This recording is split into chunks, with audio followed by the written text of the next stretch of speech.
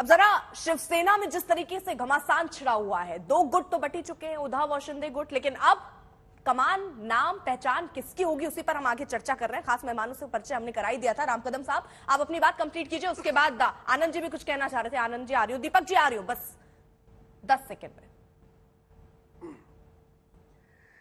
जिस प्रकार से श्रीमान उद्धव ठाकरे जी ने स्वर्गीय बाला साहब ठाकरे जी के विचारधारा को त्याग दिया, हिंदुत्व छोड़ दिया, बाला साहब ने जीवन भर जिनके साथ शत्रुता रही, जिनके साथ बाला साहब ने पुरजोर तरीके से के साथ लड़ाई की, उन्हीं बाला साहब के दुश्मनों को गले लगाने का काम उद्धव ठाकरे जी ने किया। स्वाभाविक तौर पे जब हिंदुत्व छोड़ चुके थे, कांग्रेस के गोद में जाके बैठे थे, तो श्रीमान शरद पवार जी और कांग्रेस के नेताओं का पहले दिन से प्रयास था कि इन्हें पूरी तरह से समाप्त करो। और यही बात आदरणीय मुख्यमंत्री एकनाथ शिंदे जी, अगर आप सवाल इस पर उठाएंगे तो सवाल फिर जम्मू कश्मीर में पीडीपी सभी के लोग साथ बार-बार उन्हें बता रहे पर भी थे, उठते हैं, इसलिए ऐसी बात मत कीजिए जिसमें आप खुद भी घिर जाएं। दीपक केसरकर उसके ऊपर चर्चा होगी ना? नहीं सर, उस पर चर्चा हो चुकी है। ऐसे दूध के धुले तो कोई दल नहीं है, कोई पार्टी दूध की धुली नहीं है सर। पिताजी अपने स्वार्थ के लिए तो हर कोई गठबंधन कर लेता है, उसमें नया क्या है? आपको मुझे 10 सेकंड अर्पिता जी 10 सेकंड आपको देने होंगे जब आपने पीडीपी की बात निकाली है। जम्मू कश्मीर में किस हालात में चुनाव हुए आप जानते हैं। हमारा दुश्मन मुल्क पाकिस्तान नहीं चाहता था, वहां के आतंकवादी नहीं चाहते थे वहां पे चुनाव हो, सरकार बने, और दुश्मन मुल्क की मंशा पूरी नहीं हो और वहां पर सरकार पीडीपी के बयान सुने आपने, चर्चा वहां है नहीं, लेकिन पीडीपी के बयान सुने, क्या उनकी बात हमेशा आप ये करते हैं ना कि विचारधारा एक होनी चाहिए, क्या पीडीपी और बीजेपी की विचारधारा एक है? सबसे पहले साथ आ गए अलग अलग विचारधारा के, तो सारे राजनीतिक दल करते हैं, अपनी अपनी सुविधा के हिसाब से करते हैं। सबसे जरूरी और सबसे महत्वपूर्ण तो सत्ता की प्राप्ति है सर, इसमें तो मतलब दो राय ही नहीं है, इसमें तो दो राय नहीं है, बैठी जनता भी देखती है। खैर सर, मुझे दीपक जी के पास जाना पड़ेगा, एक सेकंड सर आ रही हूँ। दीपक जी, जिस तरीके से ये खोखे वाले गद्दार कह रहे हैं, काट रही हो आप, पूरा सुन के नहीं ले रहे हो। राम कदम जी आ रही हूँ, दीपक जी बहुत देर से बैठे, मैं जल्दी से, क्योंकि आप देखिए आप ही की तरह वो भी डिफेंड ही करेंगे, जरा उनसे बात कर लेते हैं। दीपक जी, जिस तरीके से खोखे वाले गद्दार कहा जा रहा है, ये कहा जा रहा है ये पूरी साजिश जो है वो बीजेपी की तरफ से रची गई, उसके बाद अब ये फ्रीज कराने का काम, ये शर्मनाक हरकत भी किसी ने नहीं की है, बीजेपी और शिंदे गुट ने मिलकर ही की है।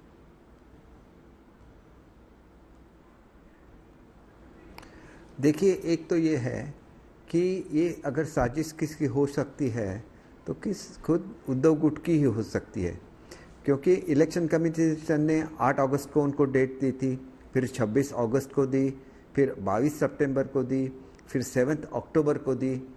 किसी भी डेट में उन्होंने वो कॉम्प्लायंस नहीं किया था जो इलेक्शन कमीशन को एक्सपेक्टेड था। हमने तो 8 अगस्त को अपना एफिडेविट दिया था, प्रतिज्ञा पत्र दिया था, 23 अगस्त को प्रतिज्ञा पत्र दिया था, 23 सितंबर को प्रतिज्ञा पत्र दिया था और 7 अक्टूबर को भी प्रतिज्ञा पत्र दिया था।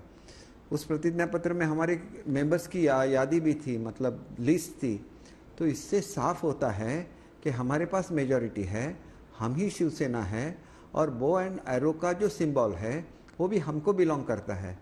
हालांकि उन्होंने कोशिश ये की कि उनके पास अगर मेजॉरिटी नहीं है तो उनकी ये कोशिश थी कि ये फ्रीज हो जाए और फ्रीज होने का जो जिम्मा है वो हमारे माथे पे थोपा जाए, और ये एक सिंपैथी क्रिएट करने की कोशिश थी।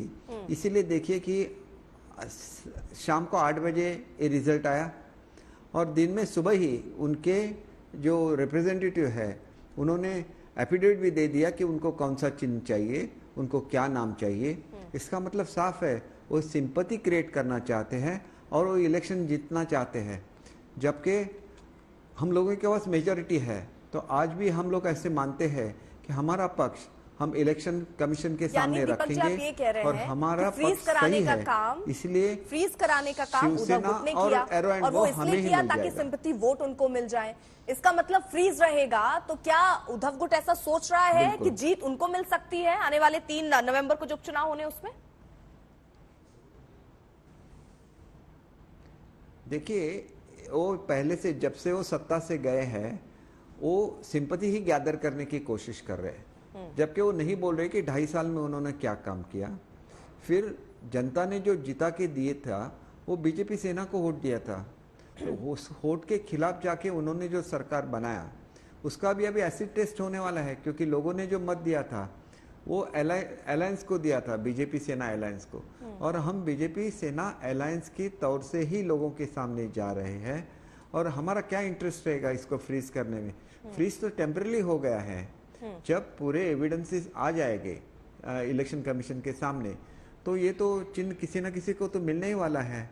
तो ये जो आज बोल रहे हैं कि हमारा चिन्ह फ्रीज हो गया, ये अब चिन्ह नहीं मिलेगा, ये बिल्कुल झूठ बातें हैं। इससे पहले 2 बार चिन्ह फ्रीज हुआ था 2 पार्टी का, और जो जिसकी मेजोरिटी थी उनको वो चिन्ह मिल भी गया था। ठीक है आनंद दुबे साहब, आपको डर ये था कि कहीं ये चिन्ह जो है वो शिंदे गुट को ना मिल जाए, इसलिए फ्रीज कराने का काम तो उद्धव गुट ने किया।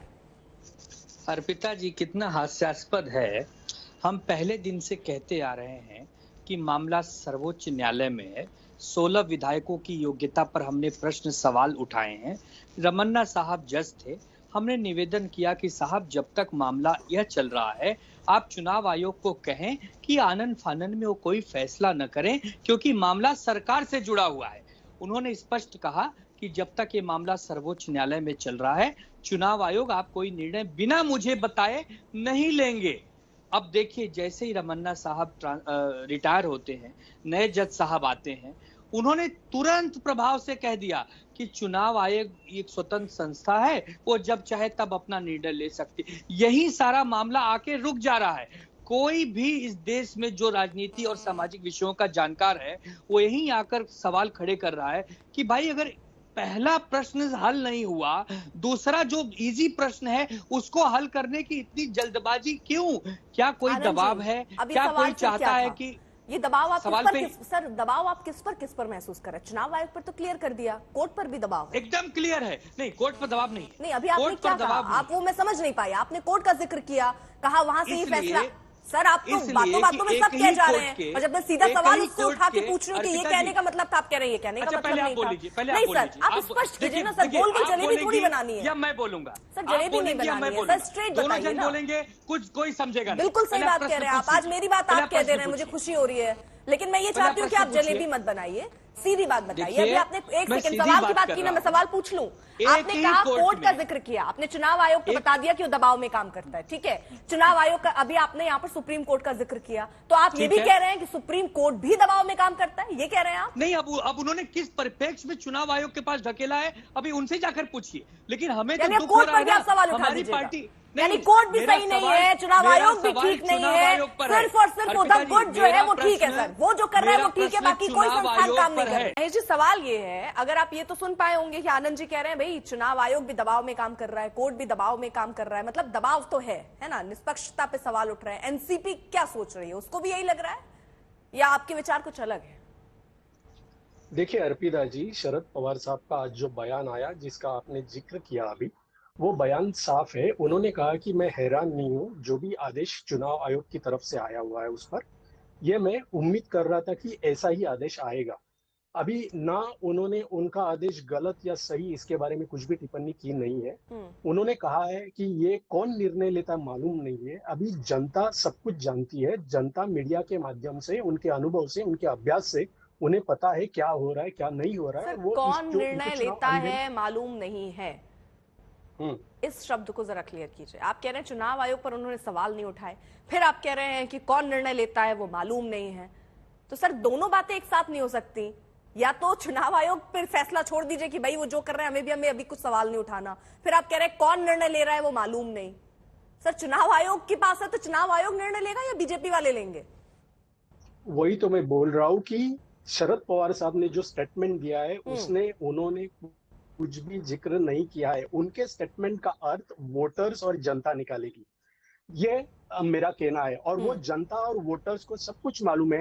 शरद पवार साहब को भी सुनती है, वो बीजेपी को भी सुनती है, वो शिवसेना को भी सुनती है, वो सभी को सुनती है। उनका खुद का अनुभव है, उनकी खुद की उसके ऊपर अभ्यास है। वो अभ्यास, वो अनुभव के माध्यम से वो जनता निर्णय लेगी। दूसरी बात मुझे ये बोलनी है, ये जो भी आदेश आया है वो आदेश की वजह से ना जीत शिंदे गुट की हुई है, ना ठाकरे गुट की। जीत हुई है तो बीजेपी की हुई है। इसीलिए बीजेपी शायद ये सोच रही है कि बारामती पे फटाके फूटे, बारामती में दिवाली मनाई जा रही है। मैं आपको एक बात बता दूं, पिछले 2 महीने से बीजेपी बारामती जीतने की सपने देख रही है, तो शायद उन्होंने इधर किया होगा। इसके पीछे रीजन ये है, मैं बताना चाहूंगा जी। आपको, कि 1-2 पहले महाराष्ट्र के बीजेपी के वरिष्ठ नेता चंद्रकांत पाटिल, उन्होंने एक बयान किया था कि 2.5 साल से उप मुख्यमंत्री उद्धव ठाकरे को नीचे खींचने की साजिश वो कर रहे थे। 40 विधायक बाजू में लाना कोई आसान बात नहीं, उसके लिए बहुत मेहनत करनी पड़ी। नहीं नहीं नहीं ये सर, ये बात तो जब मानना भी पड़ेगा, बीजेपी बहुत ने मेहनत की है। की, लेकिन शायद वो हाँ। मेहनत उद्धव गुट की तरफ से नहीं हो पाई।